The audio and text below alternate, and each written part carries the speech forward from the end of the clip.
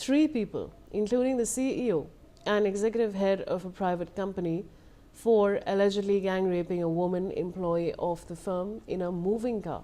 A woman is among those arrested, and besides the CEO, the woman executive head of the company and her husband have also been arrested.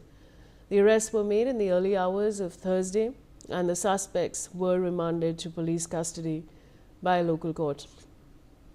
I have Brinda DJ, women and child rights activist, joining me on the broadcast. Brinda, another incident. We've spoken so many times previously about the continuing sexual assault on women. But now we're talking about a private company, and we're talking about a woman employee of the firm. And the CEO and the executive head of the private company have been arrested. What would you like to say on that? Well, I want to say that it is no longer shocking that people whom one trusts, people in whom one has confidence, are the ones raping, abusing, assaulting, sexually taking advantage of someone who trusts them. Also goes to show that these people in positions of trust and power have no qualms doing what they have done, gang raping a woman employee from their company. Was it vengeance? Or is it that my power is so big that nobody can touch me? And I'm glad the Udaipur police have arrested the three, but I also hope that they remain in jail and not get bail at least for the next 7-8 months, because after that law allows them to get bail. But in the meantime, people in their company must also understand that these three people can no longer be holding executive positions. I'm also glad that nothing happened to the survivor vis-a-vis being, maimed or killed, because many times we see that these things also happen to them. I'm glad she was brave enough, came and made the complaint, and the police registered it. Because usually we will have police, making all kinds of things against the woman. But here the police not only took the complaint but arrested these. Kudos to the Udaipur police. Now let us just hope that the three of them get life term by the courts. Absolutely shocking, atrocious. I'm outraged that somebody uses and abuses their power and trust placed in them by someone else to rape them. And this is not attraction. This is sexual assault, because they think with that power they can get away. And courts today must say nobody can get away. You stay in jail. Brinda, this is of course come to the limelight because this is of course a CEO and it involves the employee of this private company, but there are multiple cases that we hear of. Small children are raped in this country.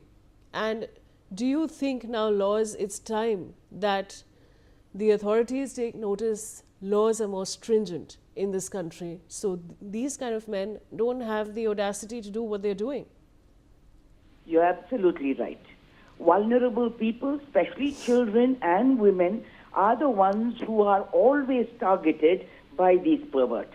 And these perverts somewhere know in their head that they will always get away, or they can go absconding, and they will not get any punishment or serve that punishment in court. Look at what has happened to Kuldeep Singh Singh. With all of that, what has happened, the fellow is still out. So like you mentioned, it is needed that amendments are brought in, stringent amendments are brought in. People must go through the laws with a fine-tooth comb to say, where can these find the loophole?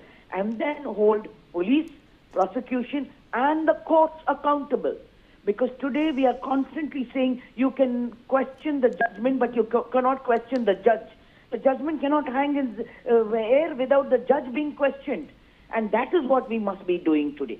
79 years down the line, people of the country have a right to question a public servant paid for by our taxes. Our laws must be amended and made more stringent, but the functionaries who are implementing and executing these laws must also be held accountable. Every time, no order or no case is small. Every case is important because every life is important. life of the child, life of that vulnerable woman, maybe even a vulnerable man or trans person. And that, I think, is time my parliament takes serious cognizance of this and address it in that manner. Development is not only infrastructure, development is extending that protection that my constitution guarantees for each of us. Brinda, thanks for joining me. And we can only say that, viewers, physical pain can cure itself, but the trauma that a woman goes through when she's raped goes on lifelong. Thank you so much, Brinda, for joining me. And now, moving